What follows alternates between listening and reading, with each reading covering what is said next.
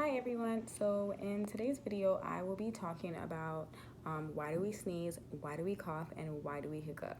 So first we'll start off with why do we sneeze. So we sneeze to get rid of unwanted particles or dirt that may enter our noses, causing the sneeze reflex to take place where bursts of air exits the lung through the mouth and nose. It is also known as a protective reflex.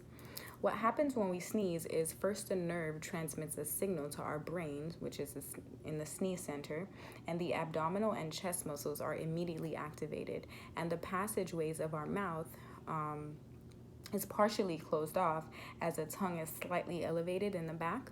So we quickly breathe in air and the lungs become filled with air, and then the epiglottis and the vocal folds close, and then we close our eyes and our chest muscles tightens, and lastly the epiglottis and the vocal folds quickly open, which result in the high pressure build of air being expelled.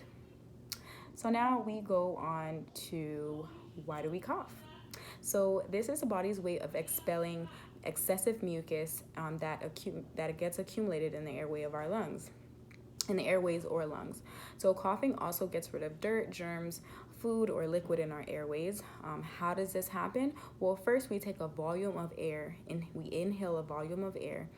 Clearly the vocal folds are open here, and then the epiglottis closes off the windpipe, and then the lungs squeeze and pressure is built up in this stage, and with the pressure buildup, air is forced out, in which the vocal folds finally open, and then air is expelled through the nose and the mouth, but mostly the mouth.